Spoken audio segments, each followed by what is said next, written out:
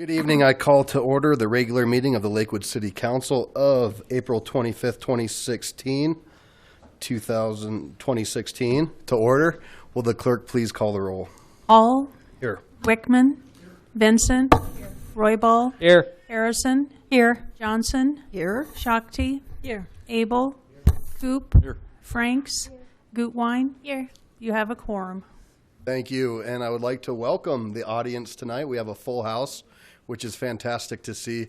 So we welcome you, and we welcome those who may be tuning in on KLTV 8 or might check us out down the road on the internet live stream. So if you would do me one favor before we get started, if you do have a cell phone, please put it on silent. And if you would like to join me in the Pledge of Allegiance and a moment of silent prayer, that'd be great. I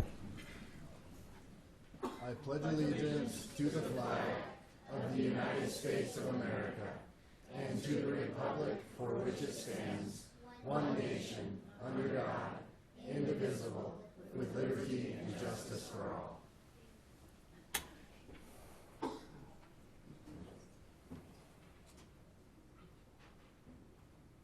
Thank you. Please be seated. It's great to have all the kids here leading us in the Pledge of Allegiance. Thank you, guys. Great job. All right, before we go into tonight's agenda, I just want to make one housekeeping note. Item 15, which was Resolution 2016-22, approving the First Amendment of the Service Plan for Denver West Promenade Metropolitan District, will be pulled from the agenda. And so we will not hear that tonight. That was pulled at the request of the applicant. And if it does come back before us, it'll go through the regular public process as to a public hearing along those lines. So we will not hearing that tonight. And with that, will the clerk please read item 4 into the record? Item 4, Proclamation Older Americans Month.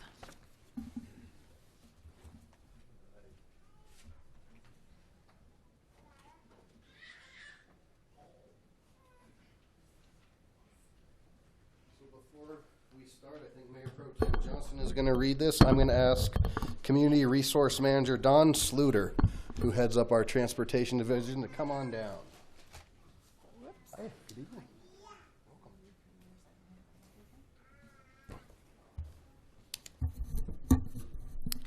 Thank you. Recognizing May as Older Americans Month. Whereas the month of May has been proclaimed as Older Americans Month with the theme for 2016 as Blazing Trail, and whereas Lakewood is home to the largest population of those ages 65 and older who live in Jefferson County, and the city wants to acknowledge and celebrate older adults' contributions to the city and nation, and whereas the city of Lakewood recognizes that older adults are trailblazers who have paved the way for future generations, and whereas this month also is an opportunity for the community to encourage and promote civic engagement for older adults to discover new interests, pursue dreams, nurture wellness, and maintain social involvement. It's also a time to emphasize home and community-based services that support independent living and to promote the community benefits of the contributions of our older adults. And whereas the Lakewood community supports older adults by increasing inclusiveness and encouraging the enhancement of well-being and quality of life for all. Now, therefore, on behalf of the City Council and the people of the City of Lakewood, I, Adam Paul, Mayor of the City of Lakewood, Colorado, by virtue of the authority vested in me, do hereby recognize May as Older Americans Month, and urge all residents to take time this month to recognize older adults and the people who serve and support them as powerful and vital residents who contribute greatly to our community. Thank you, and congratulations. Thank you. All right, give that to you. And, you know, this is really important to us in the city of Lakewood, and we are very proud of our older adult community and the programs that we have. We are we have the most older adults in all. See, I always get in trouble when I go down this road.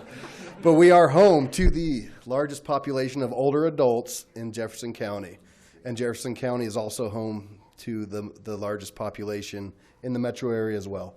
So it's very important to us to make sure that we're doing the right thing. And through our Community Resources Department, they do a wonderful job and provide a ton of programs. So with that, welcome. Thank you. Thank you, Mayor Paul. Thank you, City Council. Thank you, residents of Lakewood.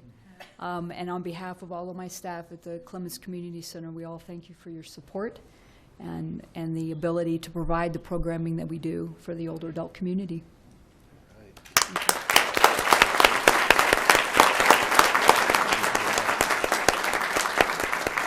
And if you're ever interested in square dancing, I think the Clements Center does square dancing, right? Thursday night. Thursday nights, all right. Council President Shakti, you wanted to comment? They also do gold panning. I serve on DRCOG, which is also the Area Agency on Aging, and we've been hearing reports about the situation of older adults in the region as the number increases and the amount of federal funding per person decreases. And it's putting a lot of people in a compromised situation and people in nursing homes who shouldn't be there. And so I am very appreciative of the ways that we can make sure that people have rides and services. And so thank you. Mayor Pro Tem Johnson. Thank you, Mayor Paul.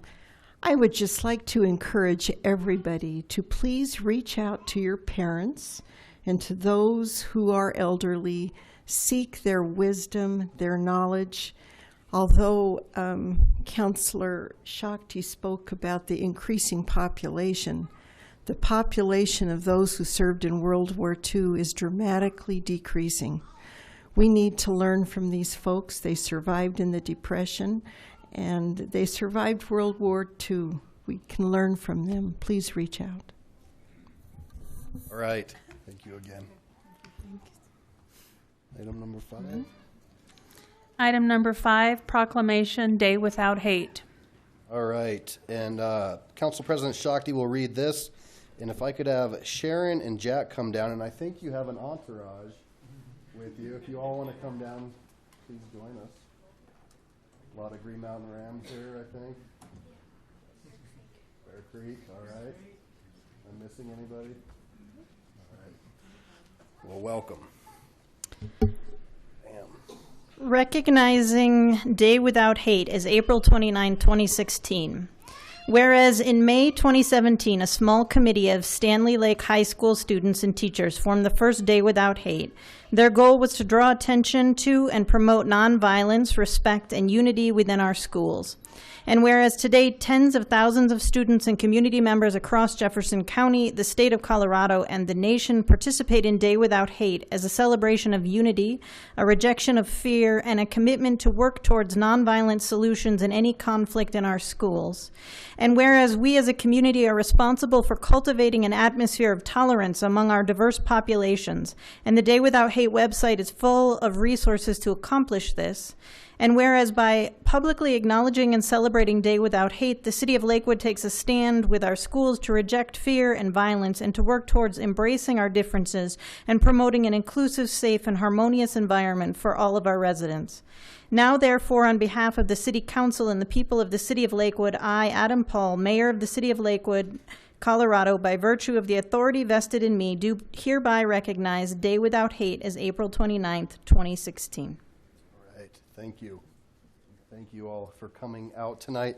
This was actually requested by our Advisory Commission for an Inclusive Community, and they asked to have this put on the agenda, and we have some students here who like to share a little bit, and maybe we can learn a little bit from you all, so thank you.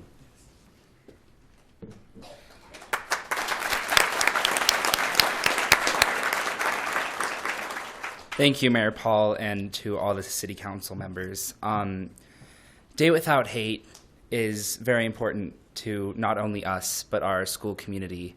And this day is so much more than just being nice. It's about the idea that one day we will stop having candlelit vigils for the tragedies that occur in our school. It's so that one day we will ourselves be having pep rallies to celebrate peace and unity throughout our whole schooling system and hopefully nation and even world.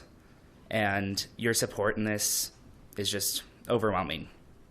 And it just makes me so happy that this has expanded since, one high school started it, and it's expanded throughout this district and this state.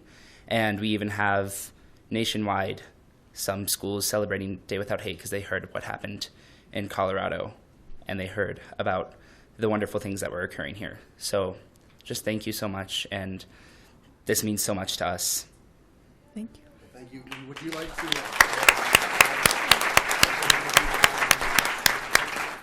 Yeah, so I'm Jack Harless. I'm a sophomore at Bear Creek High School, and then we'll just go down the line. And then I'm Sharon Adcock. I'm a junior at Green Mountain High School. And after everyone introduces themselves, we also have T-shirts for everyone in the council. And we have 3 different sizes, so hopefully everyone We'll fits do into our one. best.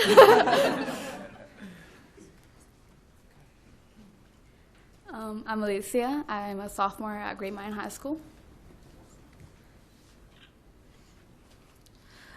I'm Jade Boyce, and at Green Mountain, I'm at Green Mountain, and I'm a sophomore. I'm Andy Lee. I'm a sophomore from Bear Creek High School. I'm Jacqueline Bergara, and I'm a senior at Bear Creek High School. I'm Brianna Fussell, and I'm a sophomore at Green Mountain High School. Hello, I'm Joshua Triplett, and I'm a freshman at Green Mountain High School. Well, before we give you all one more round of applause, it's nice to know and see, sometimes the adults worry about the future of this country, but every time we're honored to have our youth come visit us, it's reassuring that we're going to be all right. So thank you for your leadership and for caring. It really means a lot, and I appreciate you coming out and dropping off some gifts. We can get those figured out. Okay, thank you.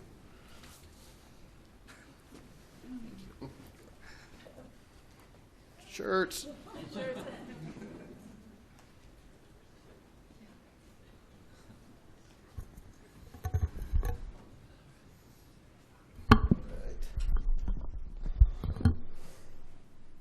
Next item is number 6, presentation, sustainability awards. Okay. So this is always an exciting part of the evening, and right around Earth Day every year, we have this great opportunity to honor folks in our community who take the time out of their busy schedules or days and just try to make the world a better place. And staff has done a great job preparing this. I'm going to invite City Manager Kathy Hodson up to help me present these awards to the community. And before I do that, so we had a little bit of change tonight. We have some great awards from the City of Lakewood, but Jerry Pfeiffer from Congressman Ed Perlmutter's office stopped by, and I'd like to introduce her. She brought some things as well for our award recipients tonight. Welcome. Thank you. Thank you. Well, I'd like to thank you, Mayor Paul, and the entire City Council and Lakewood for recognizing the sustainability awards of these folks every year. Congressman Perlmutter was sorry he couldn't be here. He's at work in Washington, which is good.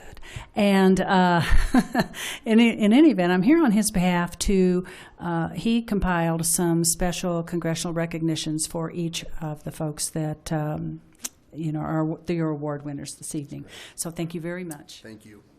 Thank you for coming out.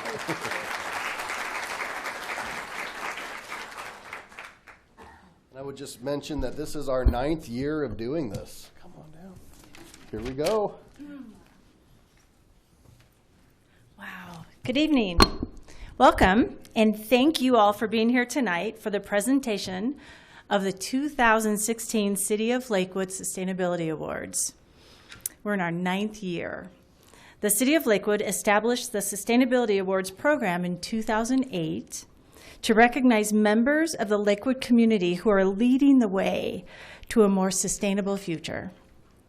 Each year, the city receives nominations for projects and individuals that are making an impact across a diverse range of achievement areas, including energy and water conservation, preservation of biodiversity, recycling and waste reduction, community engagement, economic resiliency, and adaptation to climate change. Each nomination is judged on the overall positive impact of the project, the extent to which the nomination embraces innovation, how the project overcomes challenges and barriers, its transferability, and how it demonstrates initiative. The city recognizes individuals, businesses, community organizations, and schools through 3 distinct categories. The first category we will honor tonight is the Defender of the Planet Award, which celebrates the accomplishments of Lakewood's youth. That's our future. By acknowledging those who demonstrate leadership and embrace the spirit of sustainability. And that's that little one someday. The second category is the Bruce Peoples Eco Employee Award, which was created to reward the efforts of city employees who show initiative in incorporating the spirit of sustainability in their daily activities. And the final award category, the Community Sustainability Award, which honors projects and initiatives from residents, businesses, and organizations that promote a more sustainable Lakewood. Along with the ceremony this evening, the city showcases recipients of the Lakewood Sustainability Awards in 3 other ways. The Sustainability Awards plaque lists all award recipients and is displayed here in the Civic Center to the left of the James J. Ritchie Gallery. The second tribute is the Sustainability Garden on the west side of the Public Safety Building in recognition of each year's recipients. The city also features the award recipients on the city's sustainability web pages at lakewood.org. We'd like to give a thank you to the Sustainability Awards Evaluation Committee. A lot of you, I bet, know Mr. Jonathan Wachtel, right here, and Lynn Coppage, who do a lot of work towards sustainability for the city. They work hard to ensure a fair and equitable judging standards. We truly appreciate their time and effort that goes into making these awards an honor to win. So we'd also like to thank our community partner, Sprouts Farmers Market, for sponsoring the awards reception that was held prior to this ceremony. Their generosity made the celebration of Lakewood sustainability leaders possible. As we present awards tonight, we'd like for the awardees, friends, and family to know that it's all right for you to come up to the podium to take photographs or video. So just make yourself at home back here with City Council if you want, even that little one. As we present awards tonight, I just said that. And also, you'll find a video of this awards ceremony on lakewood.org in tonight's April 22nd regular City Council meeting recorded program. So you can watch it over and over and over if you'd like. So, and now it's time for the 2016 Sustainability Awards. First, Defender of the Planet category. The Defender of the Planet category, the award is presented to youth, 18 years or younger, taking the initiative at a young age to make Lakewood a more sustainable community. This year, we have 2 Defender of the Planet awards to present. The first Defender of the Planet award for 2016 goes to, you gonna do that? There you go. The Green Mountain Area Homeschoolers.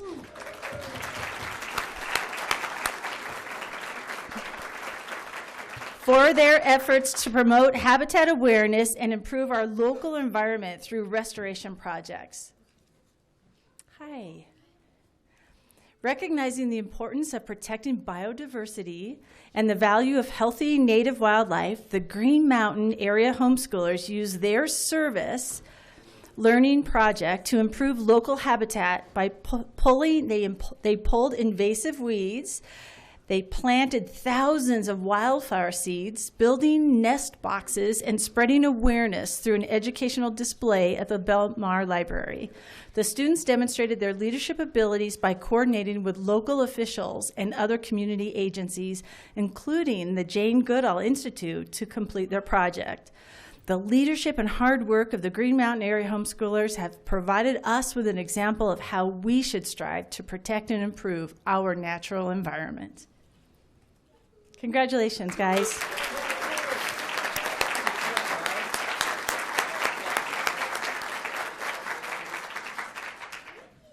Thank you.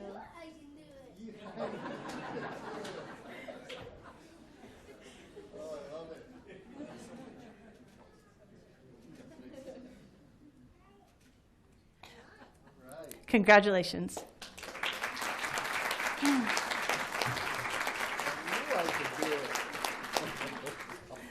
The second Defender of the Planet Award for 2016 goes to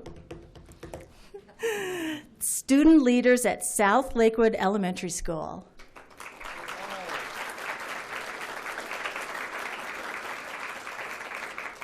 For providing outreach and education on the sustainability features in the school's building systems. The student leaders at South Lakewood Elementary developed an outreach and education plan that covered renewable energy, water conservation, and waste diversion. The students spent time with the school's building engineer, Blaine Myers, to learn about the amount of energy saved through the school's solar panels, as well as how weather affects energy use. They also learned about smart irrigation systems, water conservation, and how to expand recycling to each classroom. The student leaders then shared their knowledge to inspire nearly 1,000 members of the school community, including students, parents, and faculty. These student leaders proved that leadership and community sustainability comes from the community members of all ages. Congratulations.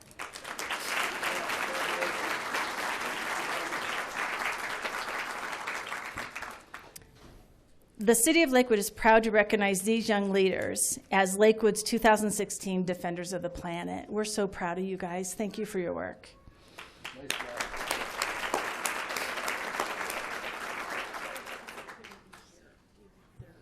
Oh, yeah, they have, we have all of them, all the certificates. Okay. And next is the Bruce Peoples Eco Employee category. The Bruce Peoples Eco Employee Award was created to reward initiative in Lakewood City employees. This award was named to honor the memory of Bruce Peoples, a longtime Lakewood employee committed to environmental awareness during the course of his work, and he was a dear, dear friend. We are proud to have his memory live and to live on through the innovation and dedication of our city employees. The 2016 Bruce Peoples Eco Employee Award goes to Rachel Griffin for her years of leadership and sustainability.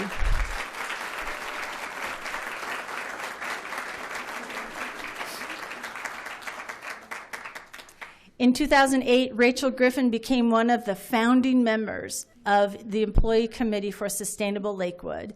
At the time of its creation, the Employees Committee was the closest thing that the city had to a sustainability office, and Rachel's dedication to the committee was a catalyst for creating a robust, diverse group of dedicated employees that has grown in number and influence since its founding, with representatives from every city department.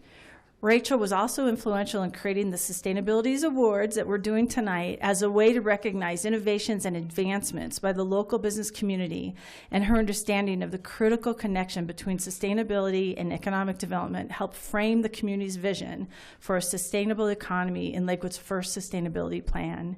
Rachel's passion and values provided the City of Lakewood an outstanding example of how to create meaningful organizational change through collaboration, volunteerism, and team building. We are proud to have the chance to recognize Rachel for her achievements here tonight. Congratulations, Rachel.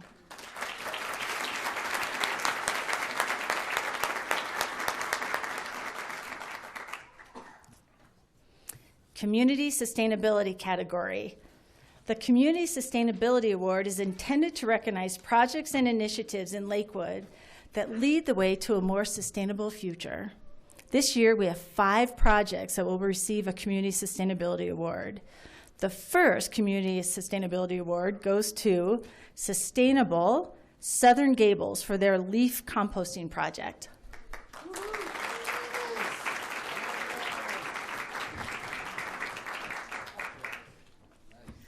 Leaves and other yard debris account for more than 13% of the nation's solid waste, which is around 33 million tons a year. When this organic material decomposes in landfills, it releases methane, a powerful greenhouse gas, but when the same material is composted, little to no methane is released, and the resulting nutrient-rich organic material can be used to improve soils and grow next season's healthy plants. One of Lakewood's active neighborhood groups has been doing their part to keep leaves out of the local landfills so they can be recycled and composted instead. Last fall, the Southern Gables Sustainable Neighborhood teamed up with the Southern Gables Neighborhood Association, Westwood's Church, and the DU Alpha Phi Omega Service Fraternity to organize a leaf collection and composting event for the neighborhood that prevented more than 4.7 tons of yard waste from going to the landfill. 4.7 tons. 2015 was the second annual collection event and included volunteers who made themselves available to assist neighbors that couldn't easily rake, collect, and transport the leaves themselves to a collection site. This project shows how one neighborhood can make a difference and provides a model for waste diversion that can be replicated by neighborhoods across the city. Congratulations.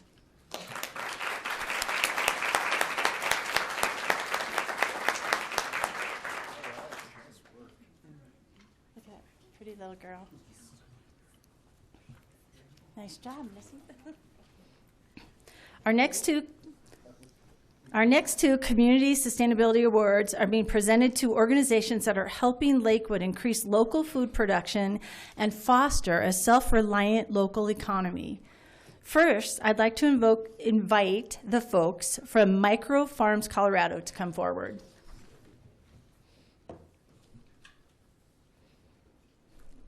Here they come.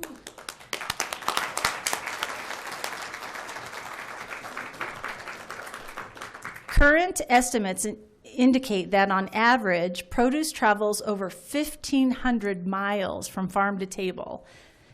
Did you hear that? 1,500 miles from farm to table. In fact, your typical dinner is likely comprised of ingredients from 5 different countries.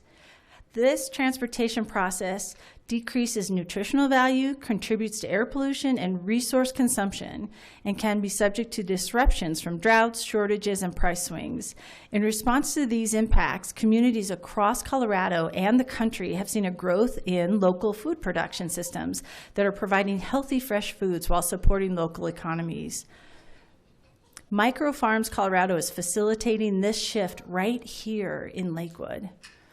A passion for nature, urban agriculture, and an entrepreneurial spirit came together to form Micro Farms Colorado. By taking underutilized space, such as lawns and backyards, and transforming them into vegetable gardens, Micro Farms Yard Partners program brings fresh local food to the community. The Micro Farms model uses bio-intensive, chemical-free gardening practices to produce food that is sold to local residents and ultimately aspires to provide local produce for restaurants and farmers markets. Micro Farms supports the goals of Lakewood's sustainability plan by increasing local food production, reducing greenhouse gas emissions, and by contributing to a strong local economy through the power of the entrepreneurial spirit and community support. Congratulations.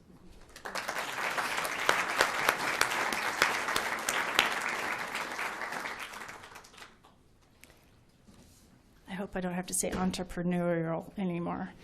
Okay. Haven't gotten it right once yet. Now, I'd like to invite Jovial Concepts to come forward and be recognized for their Jovial Gardens program.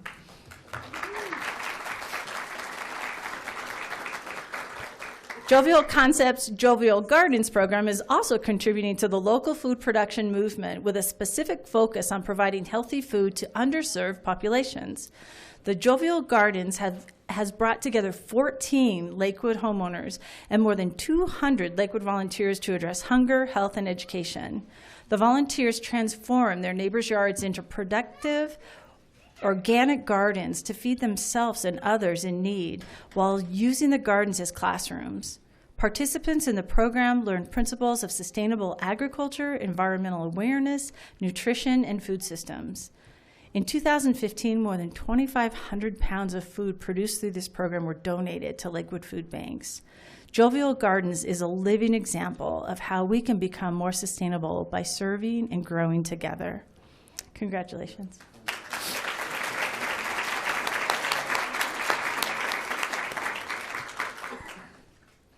The fourth Community Sustainability Award goes to Lindsay Rankin for developing the TerraCycle School Recycling Program at Hutchison Elementary.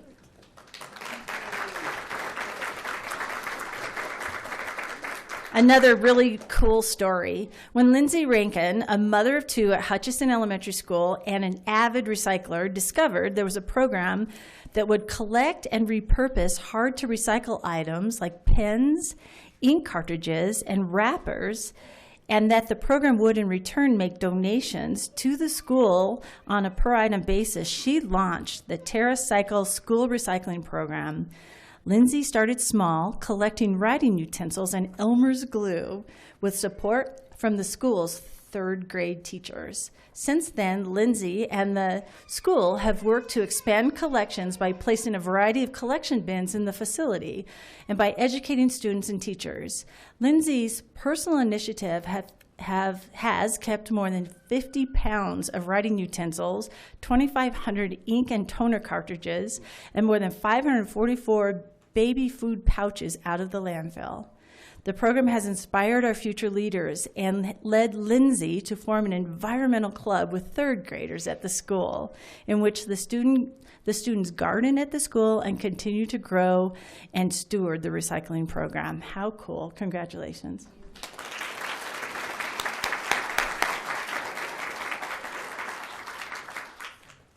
And finally, our final Community Sustainability Award of the evening goes to, louder, the Action Center for their food rescue program.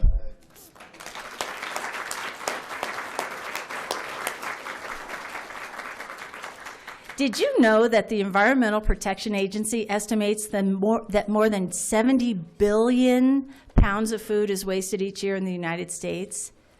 That's an estimated 25 to 40% of food that is grown, processed, and transported in the United States that is never consumed and instead finds its way into landfills where it rots and becomes a significant source of methane, a potent greenhouse gas.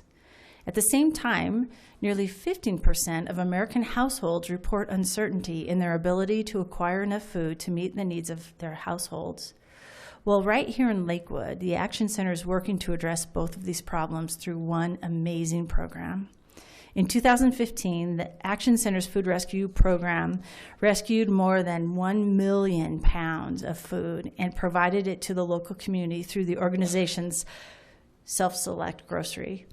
The Action Center's food rescue program supports the organization's mission to provide an immediate response to basic human needs and to promote pathways to self-sufficiency for Jefferson County residents by collecting leftover, high-quality food items from community grocers and restaurants and providing them to individuals and families in need. This amazing program and the hard work and dedication of the Action Center staff are supporting equity, upward mobility, and demonstrating how partnerships benefit our community and contribute to a more resilient and sustainable future. Congratulations, Action Center.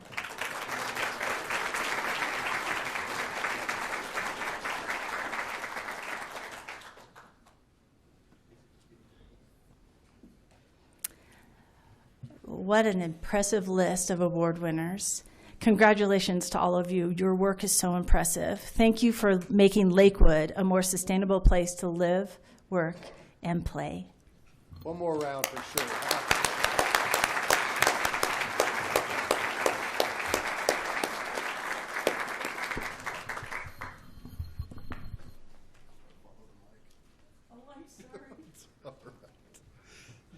So again, well, I'll just stand from here. But you can see why this is one of the most important nights that we have to really honor the community. And it's amazing to listen to what's going on and how people are just doing little things to make a difference in their world. So thank you. Again, thank you to Jonathan and his staff for putting this all together. And Mayor Pro Tem Johnson wanted to speak a little bit. She was part of this process and helped pick some of the winners and wanted to talk a little bit about her experience. Thank you, Mayor. I had the pleasure to serve on this committee, and I want you all to know that we had some very impressive people apply for this. It may seem that we've given out a lot of awards. However, each of these recipients had innovative and beautiful ideas in sustainability. They needed to be recognized. It is my hope that you will look at what some of these folks have done, copy it in your community, and maybe you can even improve on what they've done. Receiving an award from Lakewood is meaningful. We took it very heavy of what we were doing. While I was out in the lobby prior to us meeting, there was a lovely lady that approached me, and she says, if someone were to ask you, why is sustainability even important? And to be honest with you, it kind of threw me for a second. We are living in a world where we have a paradigm change, a new way of thinking. We're all learning.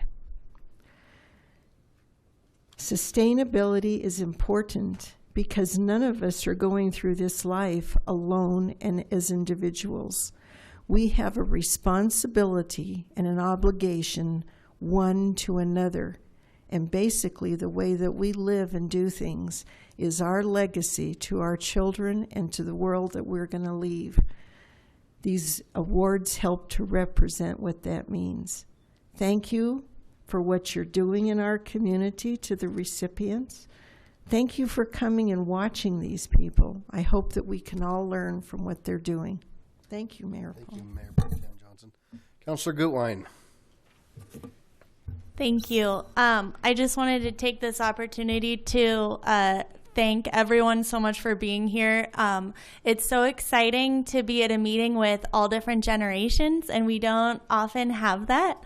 And I think that really speaks to how important sustainability is to all of our different ages. And one of the reasons that I am sitting up here today is because I started through the Sustainable Neighborhoods program. That's why I jumped down there with the team there. And it was just the most inspirational experience to get to work with my neighbors and really try to have an impact and build a better future.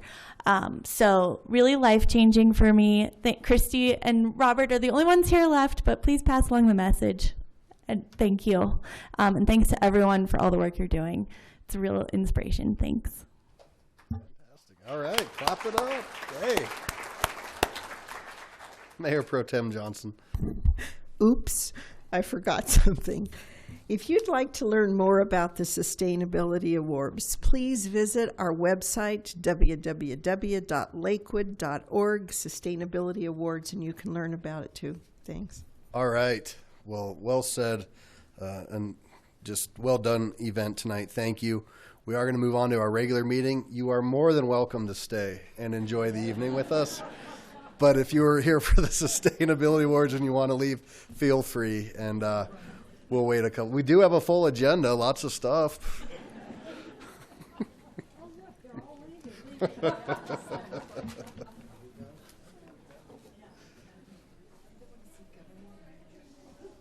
Well, which one's water? That's coffee. Oh, well, fuck it. I'll just drink coffee. I don't care.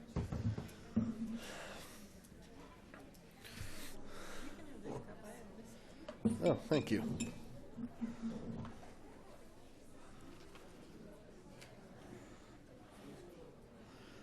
So we're left with the diehards. I like it.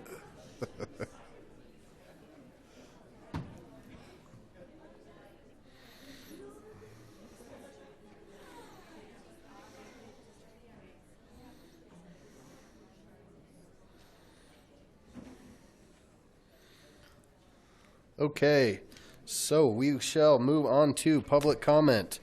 This is the point in the meeting where the public is invited to address the council on items that did not appear on the agenda. All comments should be directed to the city council. I ask that all in attendance observe the decorum of the city council chambers and refrain from applause or audible support or discord with the speaker. There is a 3-minute time limit. You'll see it'll glow green when you start.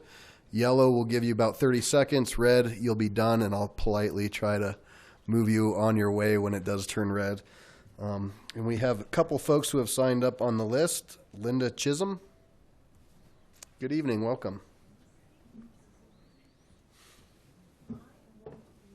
Do you have a presentation?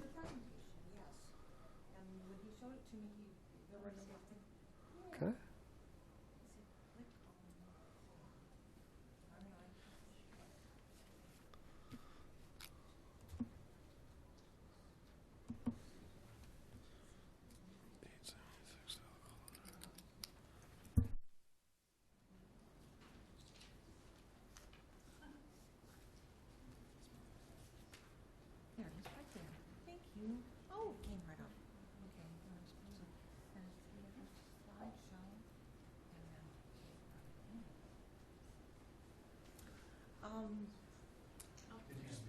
I can, and I will be happy to do that.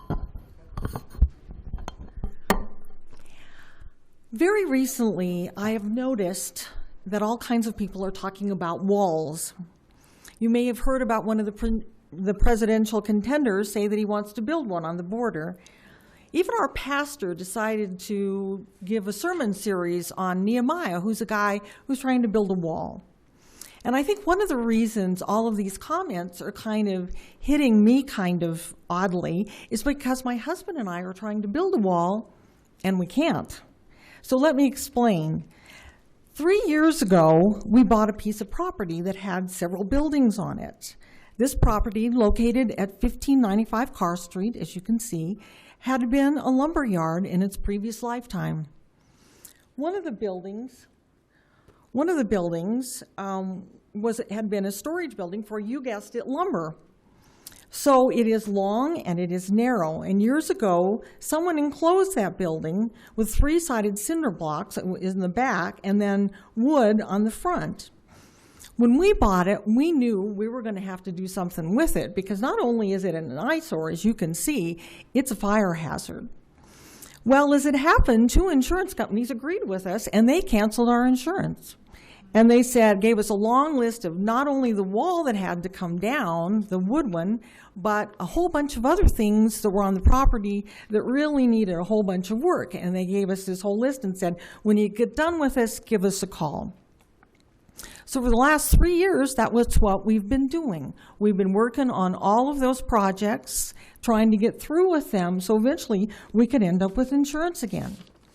Last year, we spent $60,000 to replace the electricity in the building and to update it to triple phase so that anybody that would come into our building would have really safe, good power and be able to use any kind of equipment they could.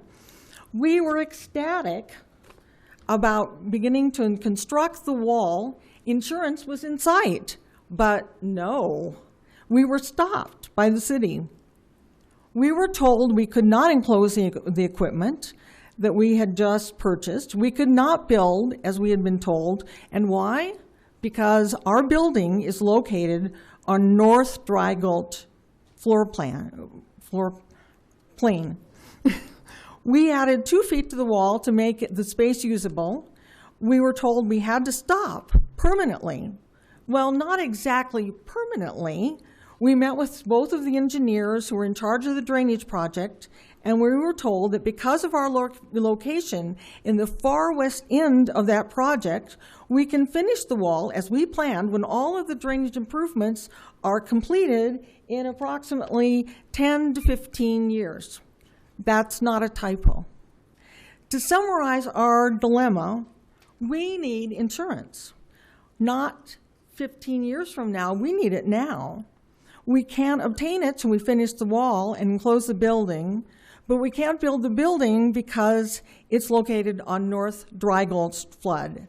The bottom line is we need a building permit, and in closing, I would like to paraphrase a statement from Star Wars. Help us, City Council. We believe you're the only ones who can.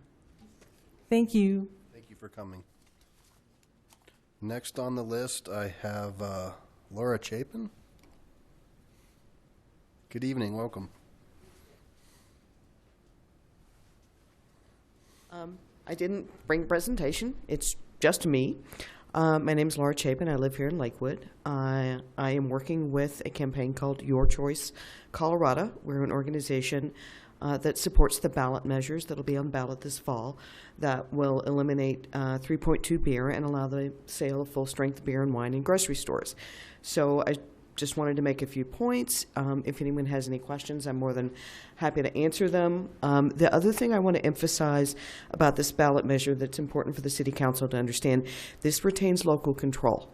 This is not a mandate. This is a permissive measure. So if local communities still don't want to allow full-strength beer and wine in grocery stores, they can do that. But the ballot measure itself will allow retailers to get, right now you're limited to 1 license per outlet.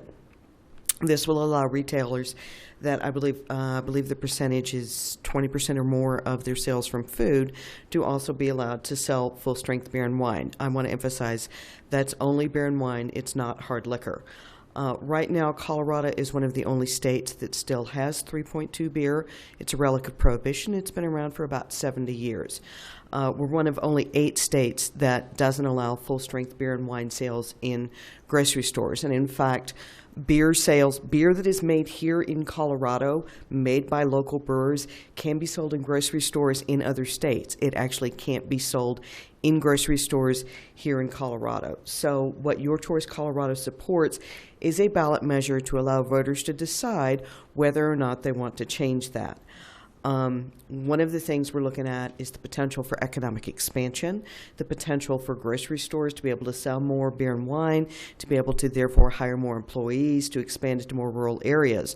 Right now, there are only 3 major retail outlets that sell beer and wine. I believe there's a Safeway in Littleton, there's a Target, and a King Soopers in Glendale.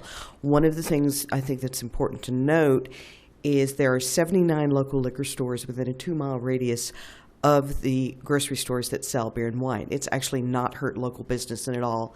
And in fact, some of these liquor stores have opened since the retailers got their license to be able to sell beer and wine.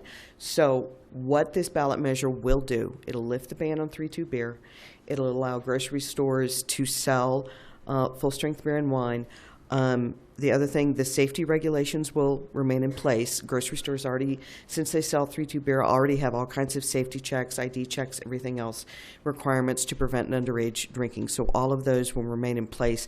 It'll simply allow grocery stores to make beer and wine available to their customers, including Colorado craft beer and Colorado wine.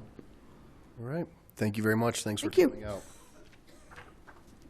So that exhausts the list of folks that I have. Is there anybody else in the audience who wishes to speak at public comment? With that, I will close public comment, and I'll just let Ms. Chisholm know that I appreciate you coming out. Our city manager will get your information, or we have your information, and we'll start to look into this. Okay? Mayor Pro Tem Johnson? Thank you, Mayor. That's exactly what I was going to ask. Thank you. Okay, so we are at the consent agenda. The use of the consent agenda has been made to expedite council action. It contains both resolutions and first reading ordinances. Resolutions are items of a routine nature. Members of the public will have an opportunity in a moment to comment on any of the resolutions. First reading ordinances appear on the agenda only for the purpose of setting future public hearing dates and ordering the newspaper publication of the proposed ordinance. No public comment will be heard this evening on first reading ordinances. The public will have the opportunity to comment on the proposed ordinances during the scheduled public hearings on the dates set tonight by the City Council. Any council member may request an item on the consent agenda to be removed for separate discussion and action under general business. Will the city clerk please read the items on the consent agenda into the record. The consent agenda consists of items 8 through 14 inclusive. Item 8, Resolution 2016-23, authorizing use of Lakewood's credits pursuant to Xcel Energy's franchise agreement to bury electric distribution lines along the north side of West First Avenue from Teller Street to Harlan Street. Item 9, Resolution 2016-24, approving a new intergovernmental agreement between the City of Lakewood and the Town of Morrison regarding the Rooney Valley. Item 10, Ordinance O 2016-5, establishing a local advisory board for the City of Lakewood pursuant to the Colorado Noxious Weed Act and appointing members thereto. Item 11, Ordinance O 2016-6, to rezone land located at 1650 Kipling Street, Lakewood, Colorado 80215, County of Jefferson, State of Colorado. Item 12, Ordinance O 2016-7, an ordinance amending Article 11 of Title 17, the Lakewood Zoning Ordinance. Item 13, Ordinance O 2016-8, an ordinance adding a new section 17.1.7.5 of the Lakewood Municipal Code, establishing the Rooney Valley Zoning Commission. And item 14, accepting the minutes of the Lakewood Board of Adjustment meeting of February 17th, 2016, Lakewood Planning Commission meeting of October 21st, 2015, and the Lakewood Planning Commission meeting of January 6th, 2016. Thank you very much. Mayor Pro Tem Johnson. Thank you, Mayor. I'd like to pull item 9 to put under general business, please. Okay, we will pull number 9, and we'll move that to general business before motion for a special meeting. Anything else with that? At this time, I'll open the public comment period on the proposed resolutions contained in the consent agenda. There's nobody signed up to speak on those. With that, I will close the public hearing and ask for a motion. Please. Mayor Paul, I move for acceptance of the minutes of boards and commissions, order all ordinances introduced on first reading to be published in the Denver Post with public hearings set for the date included in the ordinance, and for adoption of resolutions, all of which are included in the consent agenda items introduced into the record by the city clerk. Second. Thank you. There's been a motion and a second. Any conversation? Seeing none, please cast your votes. All right, and that passes 11 ayes, 0 nay. Consent agenda is passed. See, we're moving right along. Look at Charlie. All right. So, the clerk please read item 16 into the record. Item 16, Ordinance O 2016-3, authorizing certain technology purchases and approving a supplemental appropriation for the 2016 fiscal year for the equipment from the Equipment Replacement Fund. Thank you. I'd like to welcome to the podium our IT Director, Mark Prey. Welcome. Thanks for coming out tonight.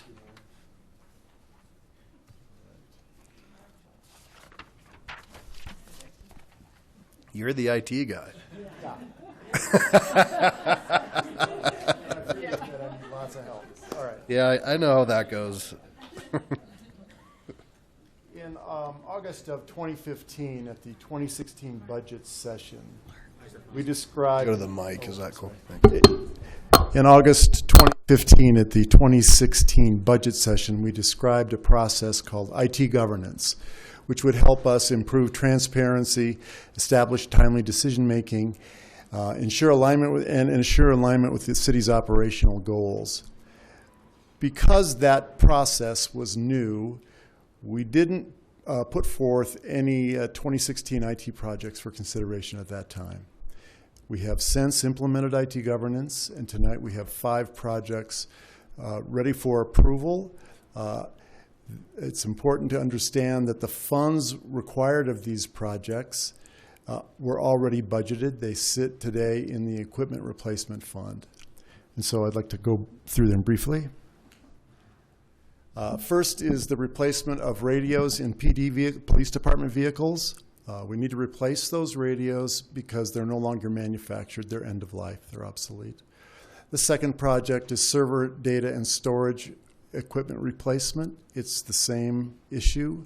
The storage we use today is end of life and needs to be replaced. The third project is the replacement of end-user computers, such as personal computers, laptops, and printers. We try to replace those every 5 years, and so this is to fund that program. And the fourth item is to replace the existing court system and provide new functionality. It's important to note that this system will offer web access to both court employees and citizens to check their court status. And it'll add a lot of new features that we don't have today. And finally, the last item is point-of-sale security. In order for us to maintain compliance with security standards, we need to upgrade our point-of-sale stations. So those are the 5 projects. Any questions? Okay, thank you. I will, I think I'm going to open the public hearing on this. If you want to take a seat, we'll see if there's any comment, and we'll go from there. So I will open the public hearing. Nobody has signed up to speak. Is there anybody in the audience who'd wish to speak on this ordinance? With that, I'll close public comment and entertain a motion. Please. I move for the adoption of ordinance O 2016-3. Second. All right, there's a motion and a second. Any discussion?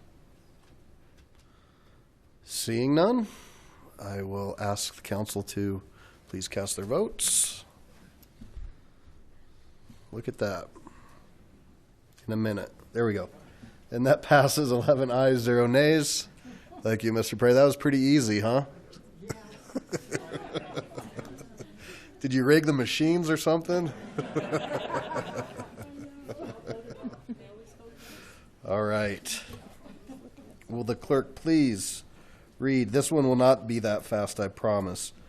Well, I don't mean it that way, but please read item 17 into the record. Item 17, ordinance O 2016-4, to rezone land located at 5501 West 10th Avenue, 5555 West 10th Avenue, 5565 West 10th Avenue, 5601 West 10th Avenue, 5665 West 10th Avenue, and 5540 West 11th Avenue, Lakewood, Colorado 80214, County of Jefferson, State of Colorado. Thank you very much. And we do have a staff presentation. I'd like to welcome Mr. Stephen Wilson from the Planning Department. Would we like to have the applicant present first? Sounds good. Sounds like the applicant will be presenting. Welcome.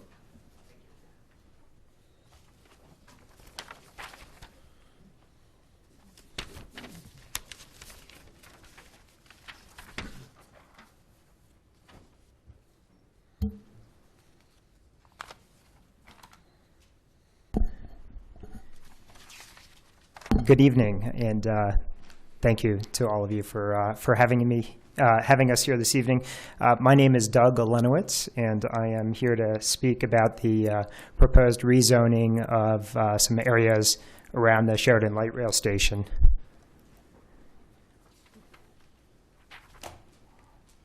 And I am not the technology person. Again, my name is Doug Olenowitz. I'm here on behalf of TBP Sheridan, which is the applicant. I run a company called Trailbreak Partners based in Denver. Have spent the last 17 years of my career focused on urban redevelopment, both in Colorado and across the United States, on environmentally complex properties, in large part brownfield sites. What we're talking about tonight is not a brownfield site, but it is urban redevelopment, so I just wanted to clear that right up. And joined by my colleague in the back, Scott Watkins, with TOD Properties based here in the Denver metropolitan area. Again, his company's focus is exclusively on development around transit stops, particularly with the investment in fast tracks and RTD throughout the area. And then we're also joined by our design team, Oxbow Design Collaborative. They're planners and urban, thank you. Planners and urban design professionals and R&R engineers who's been helping us with this project to date. So just for a little bit of context, the role that we're serving here is that of a master developer. And by that, what we're talking about is focusing on the vision for an area and trying to work with stakeholders to bring together the tools that allow development to take place. So that can involve land assembly, some of the visioning and development, the entitlement, understanding the infrastructure requirements, identifying builders that share in the vision and actually bring the physical buildings out of the ground and forward. So it's a funny place because we stand in between kind of the communities as they may have sat in the past and trying to bridge the divide to be able to allow the market to be able to respond to them in the future. It's a necessary role, but sometimes people want to see the picture of the buildings, and I'm not the guy to show the picture of the buildings. We're just really conceiving the vision and then trying to find folks that align with that vision and carry it forward. So why we're here today, I actually find it serendipitous that tonight was the Sustainability Awards, because I think at the heart of what we're proposing really is sustainability in Lakewood as a live, work, and play community, and focusing on the land and physical aspects to use the assets that are around here to drive a sustainable, diverse mix of housing and a walkable community. So we've been spending a lot of time thinking about what that means in this particular area around the Sheridan Light Rail Station, and thinking about the right zoning. And so we're in a bit of a unique situation, because that's really what we've been focused on, is how to put the tools in place, put the enabling zoning in place to allow great outcomes that were embodied in a lot of the planning work that was done before we ever got involved here, documents that have been adopted by the city. The vision really is to be able to provide a diverse mix of housing for rent, for sale, larger buildings, smaller buildings, single family, townhome, things of that nature. And currently, as we look at this property, that is not enabled with the zoning that's in place. And then also thinking about the existing community that's there. How do we be thoughtful about bringing forward a vision that transitions from existing housing stock, not looking to displace, but to actually segue from the things that are there today? So specifically, the properties that we're talking about are in this box right here in white. It's 5 different properties, and you can see the station over there just to the east, and the parking garage. The Denver-Lakewood line is just to the east there as well. The addresses that are contemplated in right now are 5601, 5565, 555501, and 5565.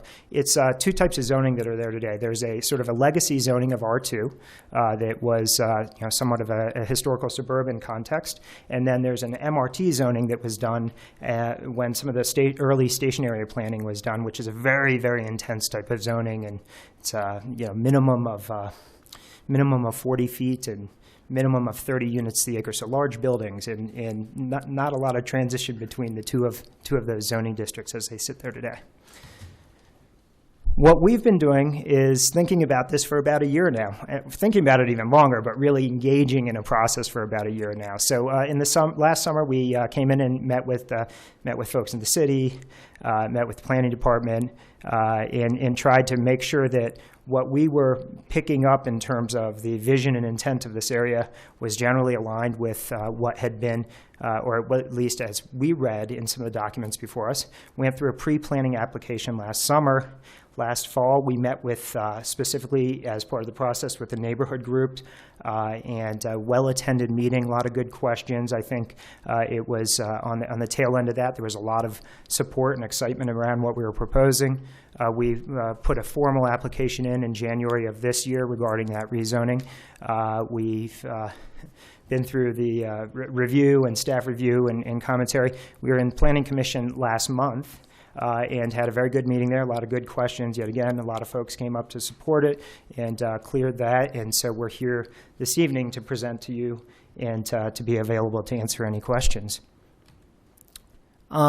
I mentioned the documents that came before us. We don't, I try not to walk into communities. Development's hard enough and just sort of put forward our vision. What we really look for is spaces where a lot of work has been put into it before we arrived, and try to look at that and then and then use that as the guiding principles to move forward. So in this case, we have the Lakewood Comprehensive Plan that talked about, looks into the future and looks about land use decisions. And, some of the pieces that came out of that were livable, mobile, innovative, sustainable, some of the guiding principles.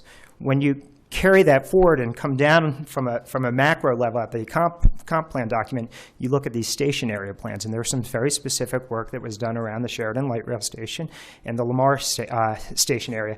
Interestingly enough, these properties coincide with both of those planning documents. But again, there was a common themes that we picked up on: predominantly residential and focused, urban in form, which is a typology of bringing homes closer to sidewalks, and that really fosters walkable communities and trying to engage with the investment that was made into light rail there. And so, and then using that as a tool to strengthen the surrounding communities. There was yet another document that looked even closer at specifically the Sheridan Light Rail Station area, the 20-minute neighborhood plan.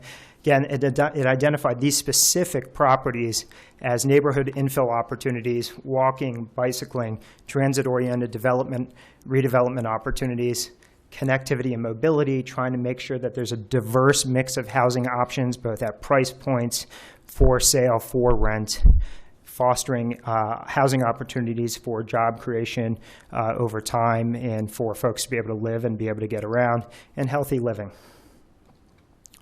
So specifically where we're at, we are proposing to take this area that, as I mentioned previously, is R2 and MRT, and we're proposing to right zone it to something we call MNT. And the reason that that specific zone district was picked is it doesn't preclude what was contemplated under the MRT zone, but it enables things that aren't contemplated there. So specific examples of that would be things like attached housing, so townhomes, or high density single family that aren't permitted under aren't enabled under the MRT, are achievable under the MNT.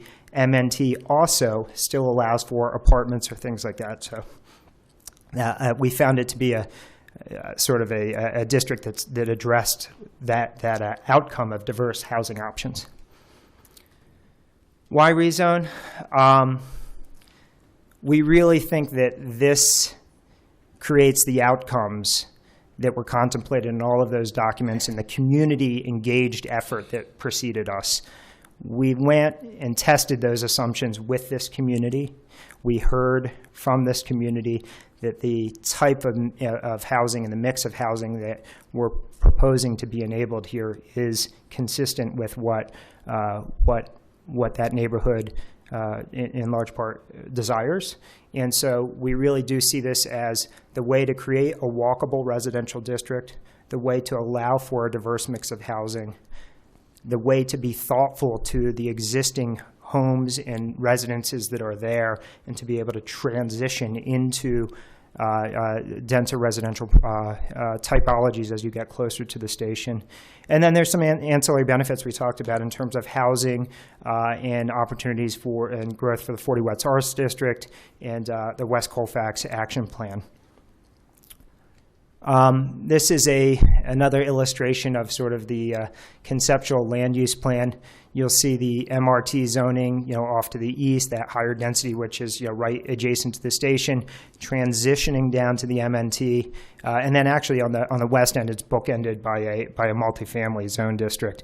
One thing to call out in there, and I know staff will talk to it, is some specific rules regarding that transition from where there are single family homes, and it's contemplated in there that you can't, we wouldn't just go right up against single family homes, that there's height limitations built into it. Touched on the meetings, very good, well-attended meeting back in November. Questions were about building and site design, market rate housing versus subsidized housing, public improvements. The implementation of development in this area necessarily will drive some of the much needed infrastructure improvements of the area. So an example of that would be sidewalks along 10th Avenue. We heard loud and clear from some of the folks in the neighborhood that that's an outcome that they desire. Planning Commission, similarly, there were questions about public improvements and some stakeholders that showed up and spoke on our behalf and voiced support for the project. So in conclusion, we are proposing to rezone from R2 and MRT to MNT. We believe that proposed rezoning promotes the zoning ordinance. We believe that it's compatible with the surrounding and existing land uses of the area. We believe that it's consistent with the comprehensive plan and that it promotes the implementation of the 20-minute area plan and some of the other stationary planning documents. So we have been thoughtful about it and really hope that and ask for City Council approval of this rezoning. Thank you. All right, thank you. Thank you very much for that presentation. Now, I will go to the staff presentation. Mr. Wilson.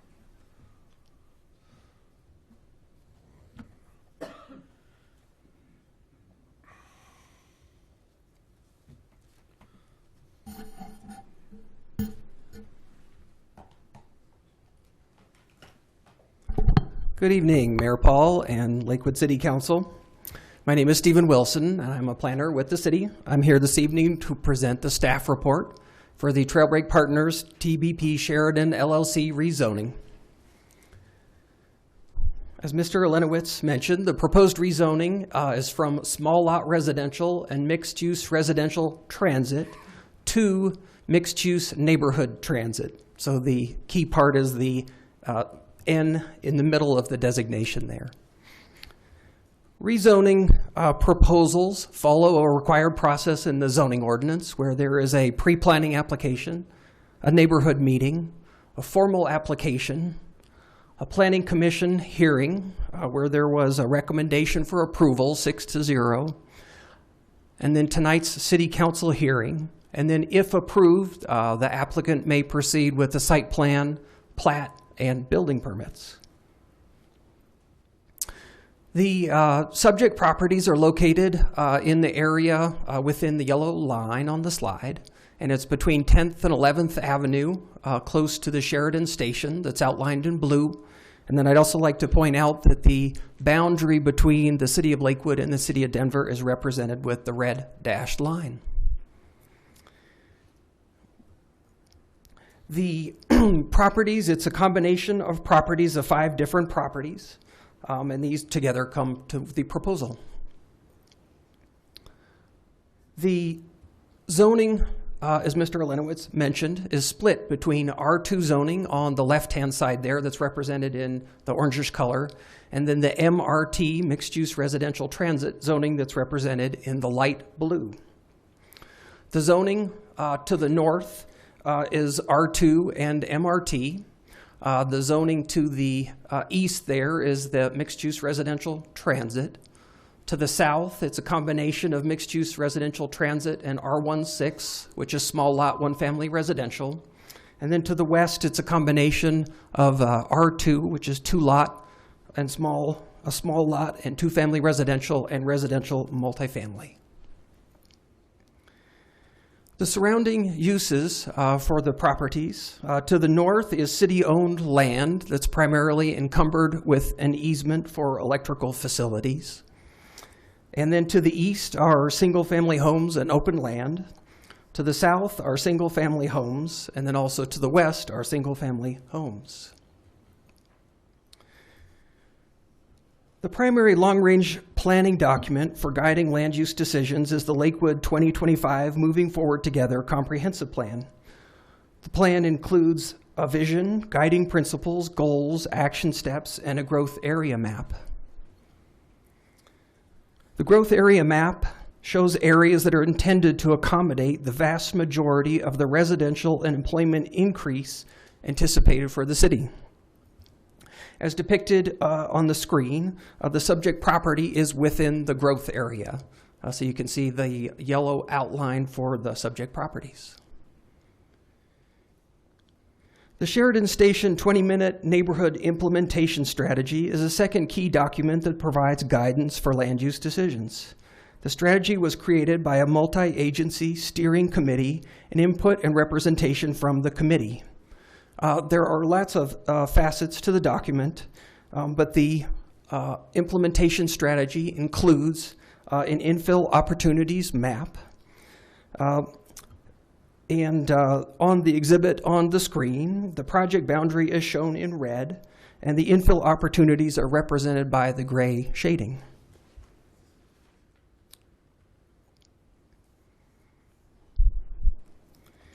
In terms of infill opportunities, the existing zonings don't include an opportunity for medium density projects, which is why the applicant is requesting a rezoning.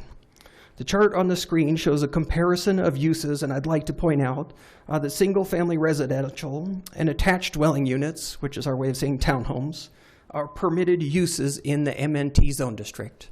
So there's a little bit of a comparison there. In the MRT zone district, single-family homes are not permitted. And then the R2 zone districts, townhomes are not permitted.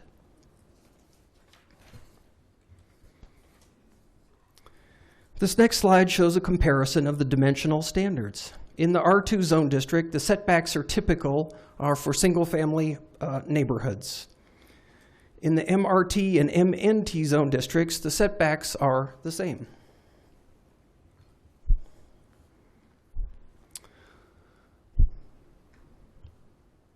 Some of the biggest differences between the zone districts exist with regard to density. So on the slide in front of you, the two-family and small lot residential doesn't have a minimum density, but it does limit density in terms of the lot size and open space. And then when comparing the MRT to the MNT, the existing MRT has a minimum height of 3 floors and 40 feet, and it has a minimum density of 30 units per acre. As comparison to the MNT, which is the proposed zone district, the minimum height is 30 feet and 2 floors, and the minimum density is 12 units per acre. So this proposal has a portion of the property that's an up zoning and a portion of the property that's a down zoning. The intent of the MN zone district is to accommodate a mix of lower intensity, neighborhood scale commercial uses and a range of residential uses generally along collector streets and adjacent to light rail stations with walk-up access. Also, the MN zone district is intended to create a buffer between lower intensity single-family uses and higher intensity uses. The MN zone district includes specific dimensional standards, and some of those are shown on the slide above. I'll elaborate in a further slide, but on the top left shows a limitation to building height. On the bottom there shows a build-to zone, and then on the right-hand side shows a landscape transition zone. And these are required when multifamily projects are next to single-family and two-family residential. Additionally, the MN zone district includes specific development standards for bulk plane and buffering. In terms of commercial uses, there is a maximum non-residential building footprint of 30,000 square feet, and there's also a limitation in the MN zone district that retail cannot exceed a footprint of 20,000 square feet. Each application for rezoning includes a conceptual land use plan. At this time, there is not a specific site plan. It's this conceptual land use plan that Mr. Olenowitz has shown in his presentation, and I'll just point out a couple of things here. So the project area is surrounded by the dashed dot line. It is anticipated that Depew Street will connect, but that will depend on the development application. And then the hatched area with the crosshatch indicates the design transition zone. And then the hatch area with the 45-degree angle hatch represents the height transition zone. So in that height transition zone, the buildings would not be allowed to be more than 35 feet in height. Additionally, one thing I'll point out is there's an arrow and a faint dashed line, and this is a quarter-mile walk from the light rail station. So that gives an indication of its proximity or walkability to the light rail station. Public improvements will be required with the formal application. Public improvements are not required with the rezoning. However, it's anticipated that when a formal application for a subdivision or a site plan comes in, the curb, gutter, and detached sidewalks will be required along West 10th Avenue. Street connections will be determined with those site plans, but we do anticipate the connection of Depew Street. And detention and water quality will be provided with those development proposals. There was a successful neighborhood meeting held last November, and as Mr. Olenowitz mentioned, there were questions about building and site design, market rate versus subsidized housing, public improvements, and process. After that meeting, I received 9 letters of support, and those were included with your packet. And then prior to the neighborhood meeting, prior to the Planning Commission hearing, and prior to tonight's meeting, the public notifications were followed. Public notification was mailed to 188 owners and tenants of property, 5 neighborhood organizations. The properties were posted, and there was publication in Your Hub. After this most recent publication, we did receive 1 letter that was placed on the dais for you to see this evening. I did have 1 telephone call with some questions, and then 1 follow-up conversation with Jefferson County Schools. Also required with the process are outside referrals. Outside referrals were sent to 9 agencies, and no objections were received.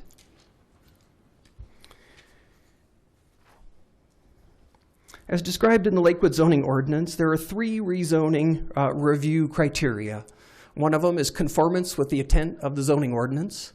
The second is compatibility with surrounding land uses. And the third is consistency with the comprehensive plan. And I'll provide some more information about each of those. The proposed rezoning supports the purpose and intent of the Lakewood zoning ordinance for the following reasons. The public health, safety, and welfare of the citizens of Lakewood will be improved because it will provide an opportunity for the development that is adjacent to public transportation, an existing pedestrian and bicycle trail network, and accessibility to West 6th Avenue. The rezoning supports the intent of the zoning ordinance by promoting orderly development through a public process, including tonight's meeting, and allowing an opportunity in an area that is desired by the community, as demonstrated by the support letters and the neighborhood meeting. And then third, the rezoning will support an opportunity to provide a range of housing types to meet the current and future needs of the city.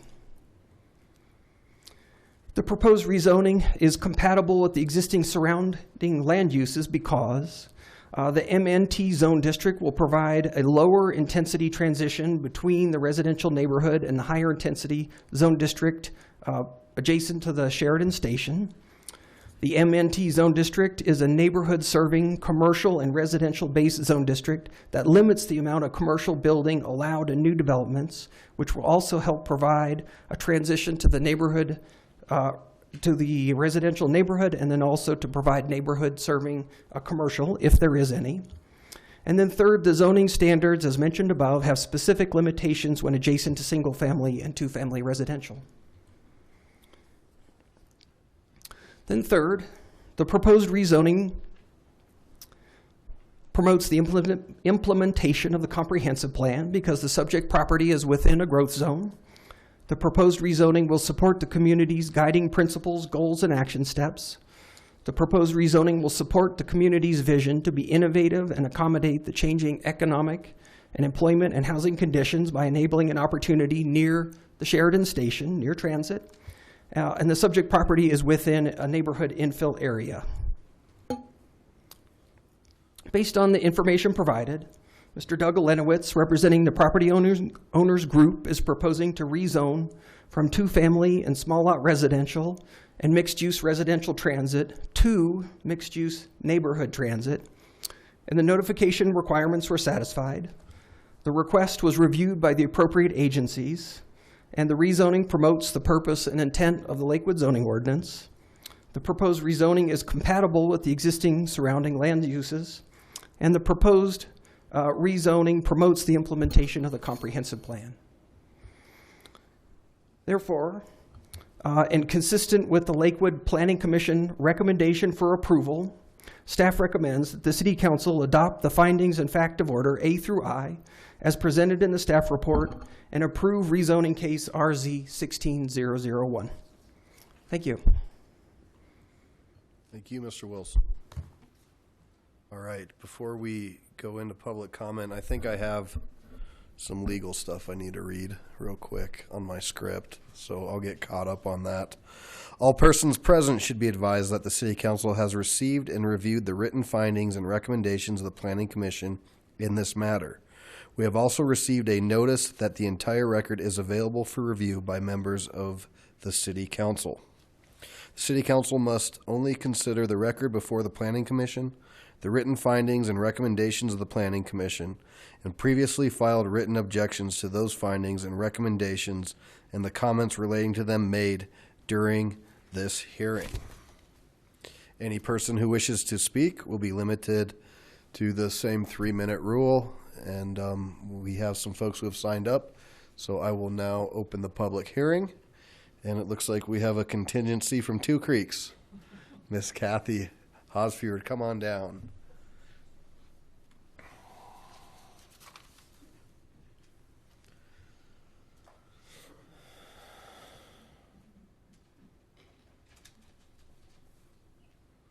Welcome. Hi. My name is Kathy Hosfjord. I live at 5786 West 8th Avenue, so I'm a couple blocks off of the property in question. Could you talk into I'm also a board member of the Two Creeks Neighborhood Organization and a board member of the West Colfax Community Association.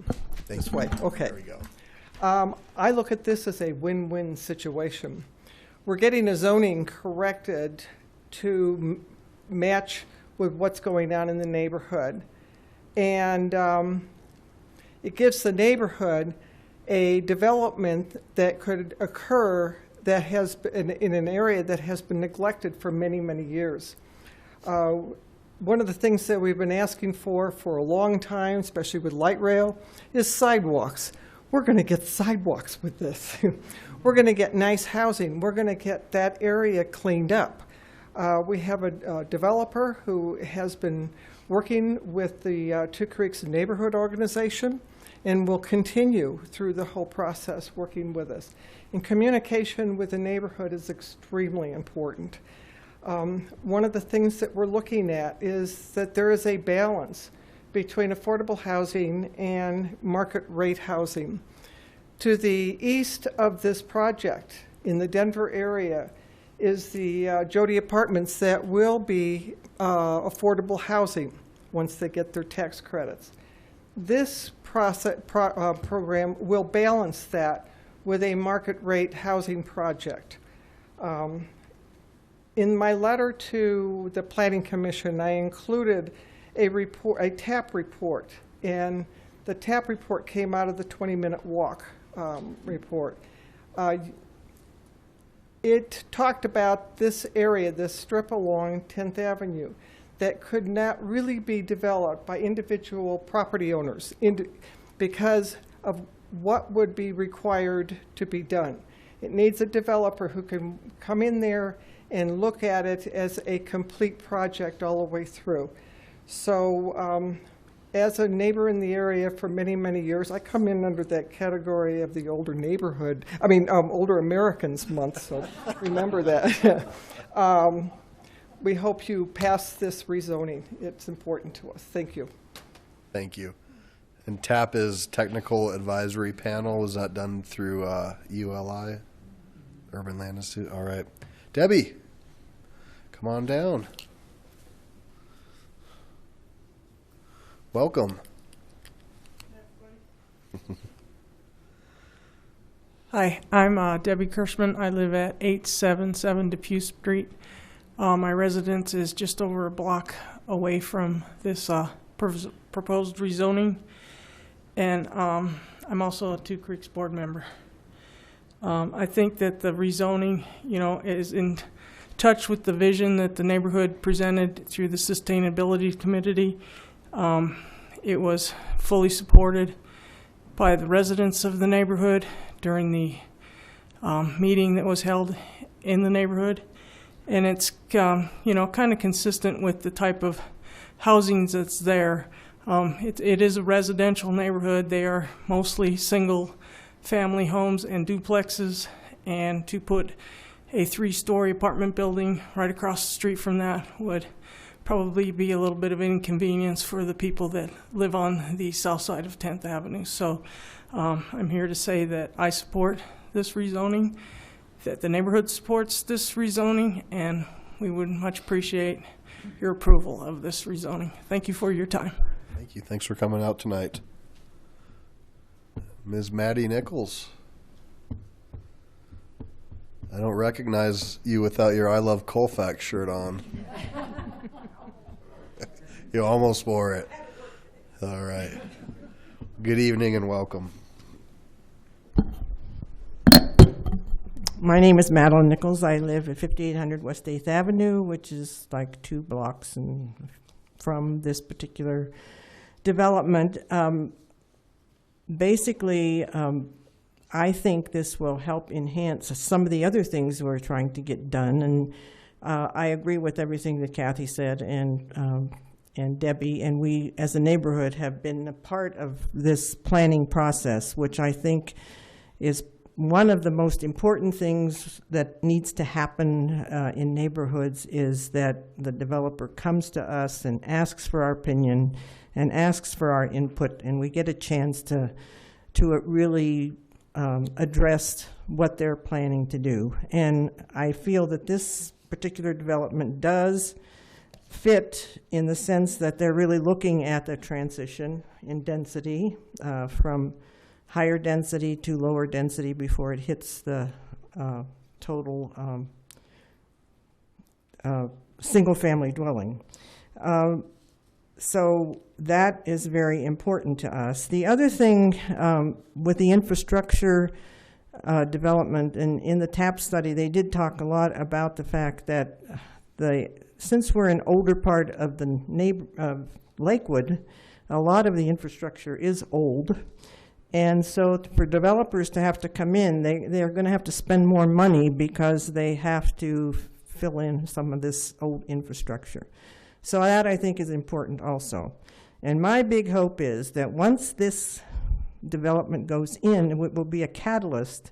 I don't know if you're all aware of the strip mall on 10th and Sheridan, but it has been an eyesore for us for eons, and I'm hoping that this will be the push to maybe have something happen there. So obviously I'd like you to vote yes for this rezoning. Thanks. Thank you very much. So that is all the folks who have signed up. Anybody else in chambers wish to speak? Mr. Marino. Welcome. Come on down.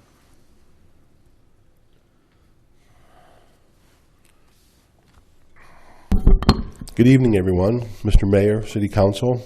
I'm Bill Marino, 1560 Teller Street, 80214. I'm here representing the Lakewood West Colfax Business Improvement District, West Colfax Community Association, and 40 West Arts District. We did supply a number of the letters of support, so I won't go through all of that, but wanted to get that on the record. The Business Improvement District was also a partner with the city in that ULI TAP study. And I think if we think back, gosh, I don't even remember how many years that is, I think the prediction was that it would be a long time before good things could happen in that area. So I couldn't be happier to see this project come forward and this rezoning come before you. In so many ways, as the Two Creeks neighborhood has said, it's a dream come true to move that forward. Not just as part of the 2040 vision plan that was recently published in the economic vibrancy section that talks about having a mix of residential choices, but also to bring that catalyst of new households, new people, folks that can be volunteers at 40 West Arts and patrons for the arts, but also customers for the businesses along Colfax and along Sheridan. So we strongly support this application. It's a right zoning, and you know it's an evolution. I think it's a good fit for our corridor. I'd like to applaud the applicant.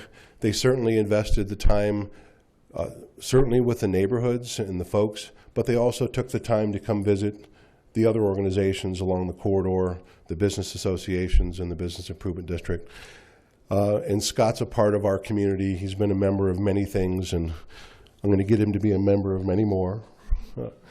So we look forward to working with them in support of this project. We hope you'll support it, because we certainly strongly do.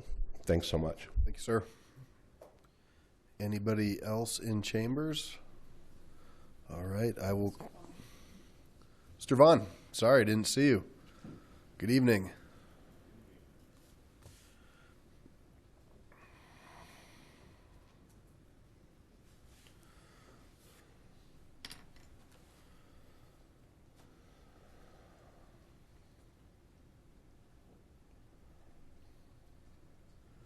Welcome.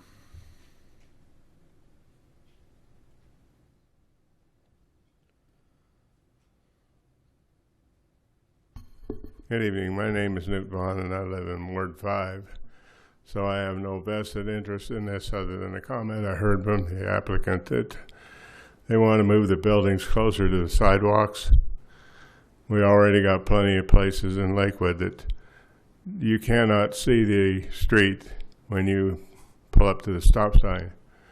So then you have to pass the stop sign, put your nose out into traffic before you can see what's coming down the street. So I would encourage that we take a look at that part of the building permits and let this project go on. Thank you. Sir. Anybody else? All right, with that, I will close public comment and I go to councilor questions. Councilor Harrison. I want to compliment, first of all, everybody's participation in making this a great community project, in the fact that we have developer and business and neighborhood associations all talking. That's fantastic. I'm thrilled to see that.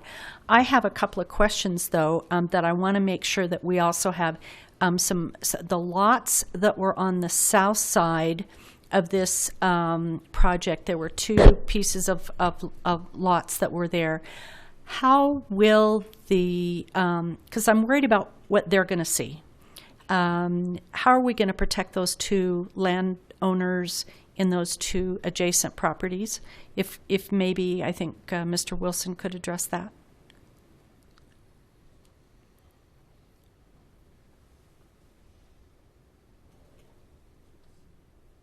Because the one property that I'm very concerned about is the one on the east, because of the fact that they're going to be surrounded kind of on three sides. And how are they going to be impacted? How are we going to help protect them? Let's see.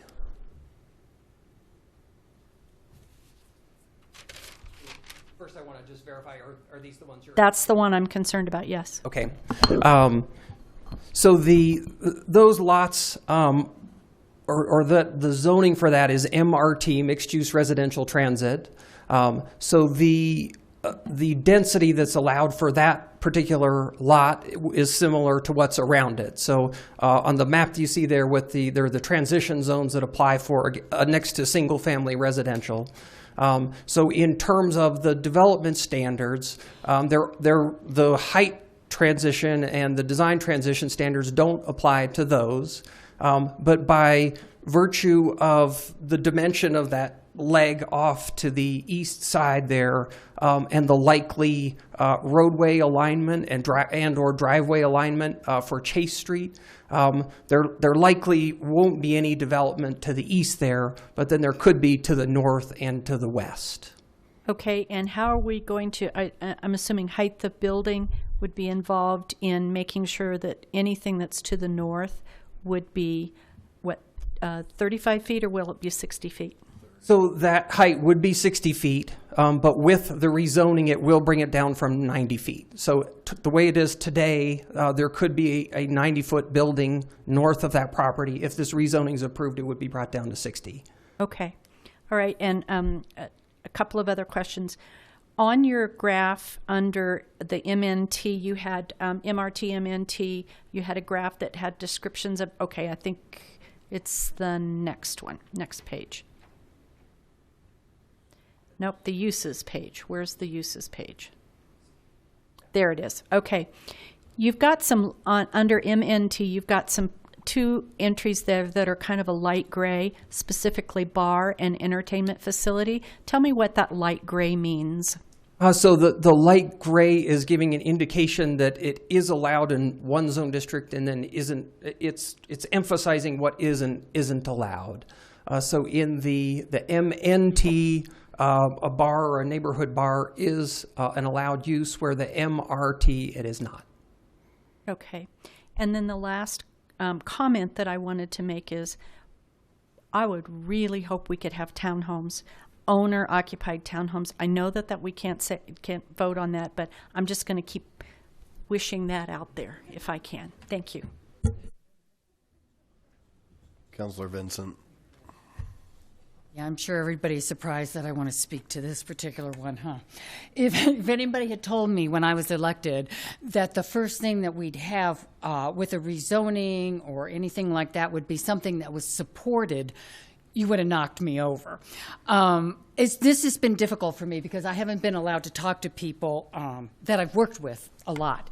I do support this, and I'm just so appreciative that they did listen, because to your point, this area has had a lot of affordable housing, a lot of controversy in it, and we have asked, or the neighborhood has asked, for home ownership or townhomes or something that's a little higher end. Because as I've talked to many people, unless you have the money and the ownership in there, you aren't going to oftentimes have a lot of the other things that follow with that. So I'm supportive of this project, and I'm really appreciative, and I will be watching it because I want townhomes too. Councilor Abel. The neighborhood and developer partnership is a good thing. I do like the idea that the MNT density is much less than the MRT would have allowed. So I think since everything else seems to have been signed, sealed, and delivered to the satisfaction of the neighborhood, I think this is a fine plan. I'll vote for it. So before I move on, are there questions? Because if there's no more questions and it's just comments, I'll ask for a motion. No, I have a question. Okay. Mayor Pro Tem Johnson. Thank you. I really like the communication between the developer and the folks there.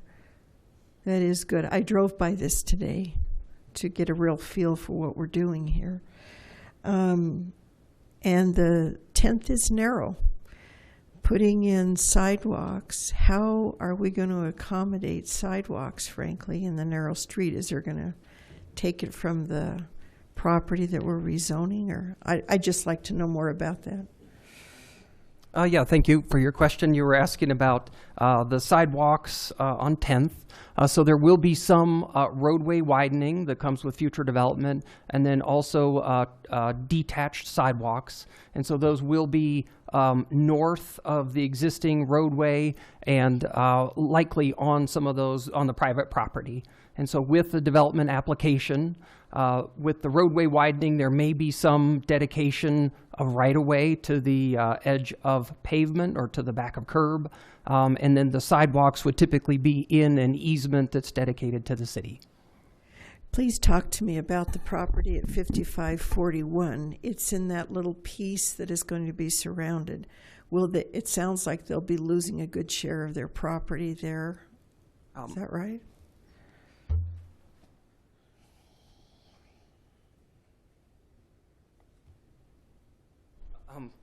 Let's see, I'll use this one. So the 5541, they won't be losing any of their property with regard to the north, east, or west. On the south part, the goal is to have sidewalks continuous along the frontage of the property, but the requirement with the development proposal would be for the properties that are included in the development proposal. We would make an effort to again, have that continuous sidewalk, but the owner of 5541 would have to participate voluntarily. I think it's unfortunate that that owner did not come tonight to testify. Has there been any comments from that owner to the city?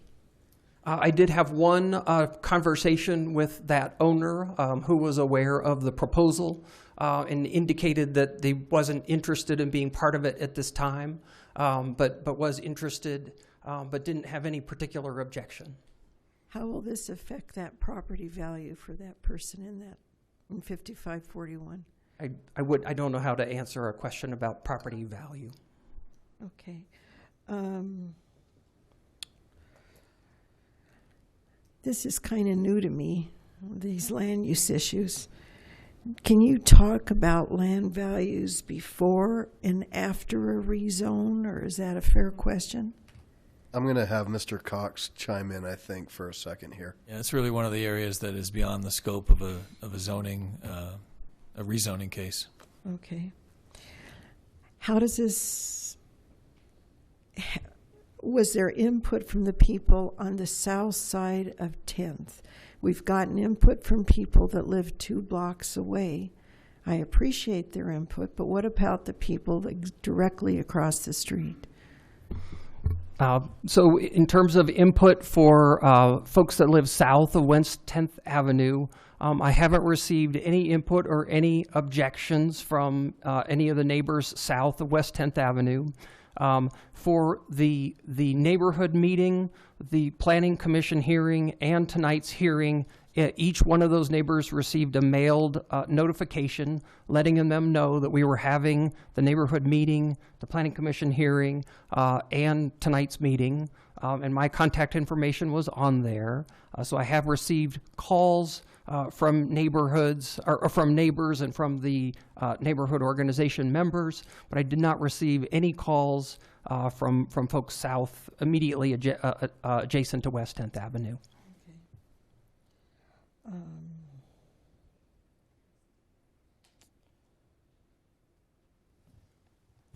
I guess that's all the questions I have. I have comments, but I guess we wait for that, huh? Yeah, we'll go ahead. If there's no more questions per se or any technical questions. I have one. I'm sorry. Please. This woman that was not included in our packet, where does she live? I didn't have an address on here. She didn't include an address on the actual letter, but the envelope came from the 5701 property. So it was to the east of the subject properties. Okay. Oh, sorry, to the west of the subject properties. Thank you. Okay, thank you. All right, with no more questions, I will entertain a motion, and if something else comes up, we can go back to it, but we'll get this read into the record, please. I move for the adoption of Ordinance O 2016-4 on second and final reading based on the findings of fact of the Planning Commission dated March 16, 2016. Second. All right, there's a motion and a second, and now for any comments? Mayor Pro Tem Johnson. Well, thank you. As I said, I drove around the neighborhood extensively today to look at this. These kind of issues are frankly close to my heart because I grew up not far from this place and know many people in the neighborhood. This is what I would call a rural setting, more agricultural. It's the beautiful part of Lakewood that is still older and has large lots. Frankly, it's tough for me to vote for something like this when I know that we're going to increase the density. I'm not comfortable that we haven't heard from some of the other people that are directly across the street. This will change the character of this area, but we all knew that when the light rail was going to go in.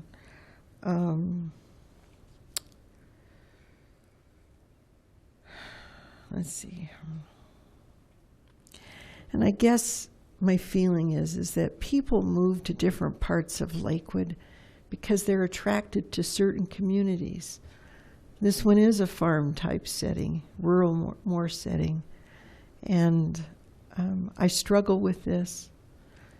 On an individual basis, I struggle with property values versus property rights, frankly. I mean, these people own this property, and they can certainly change their zoning and sell it and whatever, but I struggle with it. Thank you. Thank you. Councillor Gutwein? Do you have a comment?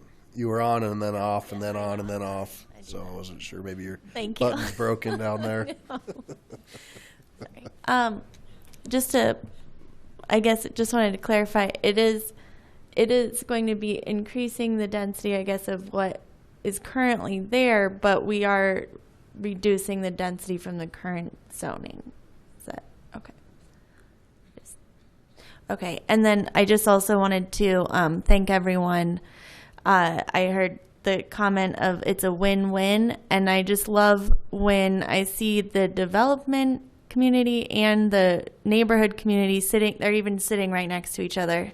And I think that just says a lot about how much you really cared about what the neighborhood wanted, and that makes it easier for me too. And I will be supporting this. Thank you. Councillor Coop. First of all, compliments to the applicant for the outreach to the community and your involvement, continued involvement in the community, which has been many years. So thank you for that very, very much.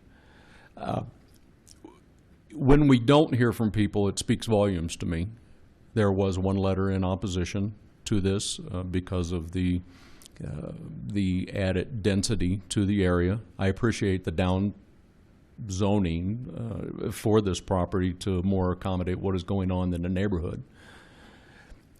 To see a development like this come through, to have the cooperation of the neighborhood, the neighbors, and business owners in the area doesn't happen very often. So I appreciate that very, very much, and wish that all of them, all the rezonings were as cooperative as this one was. And I will definitely be supporting this. Thank you. And I would just like to say, if this passes, we're 2 for 2 on our rezones, with the neighborhoods and the developer coming together to support a vision for the community. And that means a lot. And I want to thank Mr. Ilanowitz for coming out. You did a great job presenting, and I appreciated when you said you don't like to just come in and do what you want to do. You want to come in and really become a part of that community and understand what's important to the community, and that's super meaningful. I support this. I think it will do great things, and I appreciate everybody's hard work and coming out tonight to see what happens. So with that, I don't see any other comments. Councillor Harrison? One word, townhomes. Thank you. All right. Loud and clear, right? Or maybe some condos one day. All right. So, all right. Please cast your votes. And the motion passes. 11 ayes, 0 nays. Congratulations. We look forward to seeing your project come to life.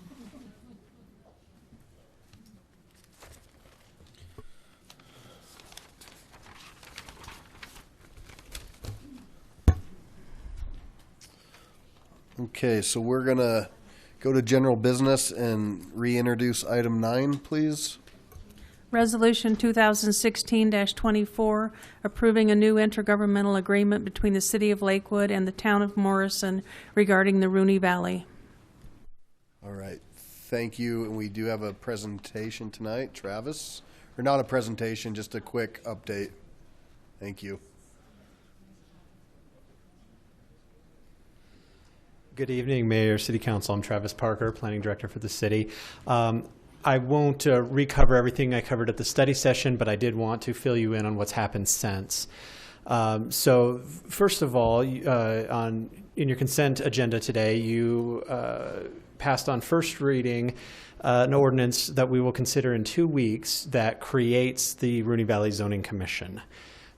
This was pointed out by Charlie Abel, Council Member Abel, excuse me, a couple of weeks ago, that we needed to have an ordinance to to form this commission, so we'll be doing that. One other piece of that ordinance that you'll notice is there is a provision of the charter that doesn't allow members of commissions to be non-residents. They must be residents of Lakewood.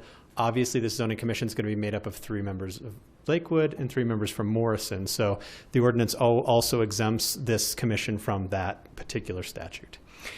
In addition, I sent you and I hope you've had a chance to review, a red line of changes made by the Morrison Town Board when they approved this unanimously on April 4th.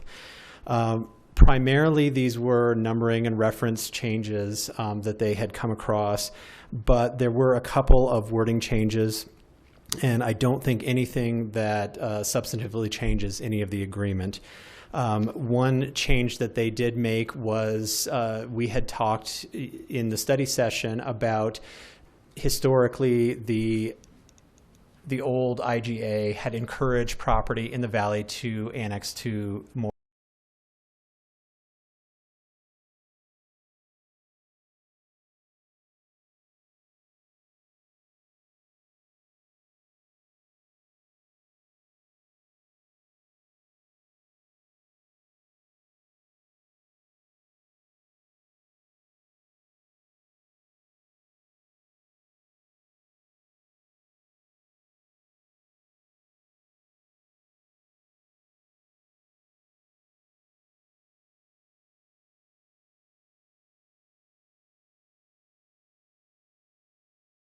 or the authority of the commission. The town board did make some changes to the definitions of revenues to further define what counts as a revenue. These changes completely matched the understanding of all the staff members on both sides as we negotiated this agreement. It just added further clarity for future readers and users of the IGA. And then finally, there was some discussion about who appoints the Rooney Valley Zoning Commission. In the version that you saw a few weeks ago, it was the town mayor and the city manager. That has been changed to the town board and the city council, who will appoint the members of the Rooney Valley Zoning Commission. And I'm happy to answer questions that you have. All right. Thank you, sir. Before we get into questions, I'm going to open public hearing on this resolution, please. There's nobody who has signed up. Anybody wish to speak? Seeing none, I will close public comment. And Mr. Councilor Abel. Just a couple of smaller questions than last time. Thank you. And Charlie's okay, anytime. There is also, I believe, in policies and procedures, or perhaps in a resolution, that no member of a board or commission can serve on more than one board or commission in the city, except the Planning Commission, which can serve on the Board of Adjustment, I believe. So just a little cleanup there to make that comply with, or to make our former policy comply with the new idea here. Right. I misunderstood and thought you were referring to another code section and was looking through to try to find that. So I've not looked at past resolutions or policies and procedures. We'll track that down and we'll make sure that we iron out that wrinkle. Okay. And the process by which we choose which planning commissioners will serve on the zoning commission. Have we considered that yet, or will it go through our council screening commission first and then to council? Or is that something we want to look at later? We can certainly look at that later. We've considered ideas such as having the officers of the planning commission be the members of this board, but ultimately it'll be your decision. So we can either just send it through the normal screening committee, or we can suggest and you can approve. Just a thought along those lines. I'd rather do it each time we have a vacancy than just do a broad brush, one from this ward, another from that ward, and the at-large, or the officers of the planning commission. I'd rather but that's for later discussion. I think that'll take care of it. Thank you. Thank you, sir. Mayor Pro Tem Johnson. Thank you, Mayor. I'm very appreciative that we put out some time between the first time that this was introduced and now, and I appreciate the cleanup that you've done with it. I would just like to respectfully ask that as we go forward, if there's something like this that comes up, that we could all please get a copy with red line ahead of time. And it makes it much easier for us to understand what's being changed, what's deleted, what's added. It's just, I think it's a more transparent and a cleaner process. Okay. Council President Shakti. So I realize that this is an amendment to the original agreement, but anyway, I'm going to make a statement about the original agreement and just the fact that we're all working together. As part of looking at this, I looked at the land use plan for the area, and one of the notable things about this land is that it's in between two large areas of open space. And so what I thought immediately at looking at it was we need to make sure there's a way for animals and wildlife to get between these two areas of open space, and that's what's in the land use plan. It talks about having greenways along some waterways that connect, and that strikes me as one of, I'm sure, many reasons why it's important that the communities cooperate in a vision, because things like having connected wildlife corridors require that. So, Councilor Abel. Just one thing I forgot. At present, we're also reviewing the Rooney Valley Master Plan. I think that is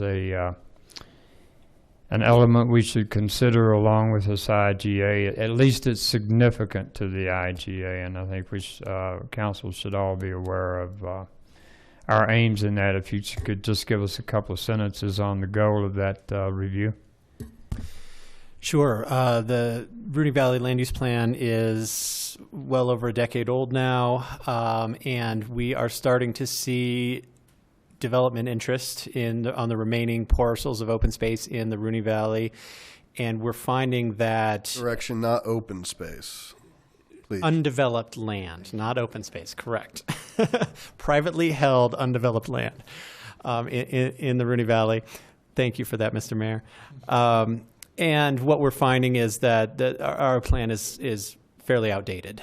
And so under the lead of the town of Morrison, we are re-examining that land use plan. And I think there will be a third public meeting next week on that plan. I don't have the date in front of me, though, but I can certainly send it to you. Okay. Thank you. Any other questions? Anything for Division Chief McCaskey, who's here to answer anything about police, I'm sure, in the Valley? Nothing. All right. So I will entertain a motion. Please. I move for the adoption of Resolution 2016-24. Second.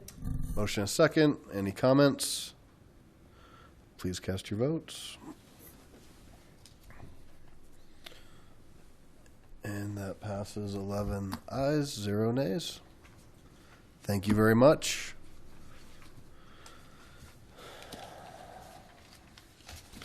Okay. So the next item under general business is a motion to hold a special meeting. A motion to hold a special meeting on May 2nd, 2016 at 5:30 p.m. in the city manager's conference room for the purpose of holding an executive session to discuss a personnel matter as it relates to the city manager's annual review per CRS 24640224F and section 2.15C8 of the Lakewood Home Rule Charter. Second. Motion is second. Any questions? Please cast your vote. And we'll end the tradition tonight with, all right, 11 ayes, 0 nays. Very nice. Ms. Hodson, executive report? No report. So I would just like to say we did have the opportunity to get an update from our city manager, Kathy Hodson, tonight on all things about the city, and that's part of her review, and just want to thank her for that. It was very thorough, and I think we can all say we appreciated hearing everything and appreciate the work you and your staff do. Mayor Pro Tem Johnson? No report. Council President Schacht? I have a ward meeting Monday at sunrise in a week, at sunrise sunset at 8 a.m. And I also wanted to share, I was north of Boulder at Harlequin Garden, and I picked up this rock gardens to visit across Colorado, and it ranks, I think, the top 10. And I was happy that our Kendricks Lake garden was in it. Councilor Gutwein. Thank you. I just wanted to also thank Kathy because you're one of my favorite parts of this job. So thank you so much. And also wanted to thank all the people that came out in the snow at our ward meeting last time. We had a great turnout, including Travis, who drove all the way from Boulder. So thank you. Councilor Franks? No report. Councilor Coop? Councilor Abel? Councilor Harrison. I have one little shout out that I want to give, and I wish I would have actually seen the address, but there is the most beautiful tulip garden house on Garrison, right in between Mississippi and Belmar Elementary. If you've not seen it, it is phenomenal. Get in your car, not tonight, but go tomorrow and look, because all of the tulips are blooming in the front yard, and you can see it in the side yard, and it is beautiful. On Garrison. Thank you. On the east side. Councilor Roybal. No report. No report. Oh. Go ahead. No report. Councilor Wickman. A couple quickies. 8 days from now, a week from tomorrow, the first Tuesday in May is special district elections. So that's the water boards. And then the other thing is, for those of you who have broken tree limbs, we do have free drop-off on Friday, Saturday, and Sunday. I'm going to mess up the hours here. I want to say 7 to 7 sounds right. 7 to 7 at the city's greenhouse, which is on Yale number.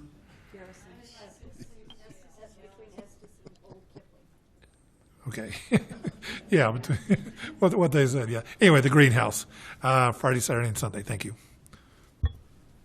All right, anything else for the good of the order? All right, thank you all tonight. Thank you, council. I'll adjourn at 9:09 p.m.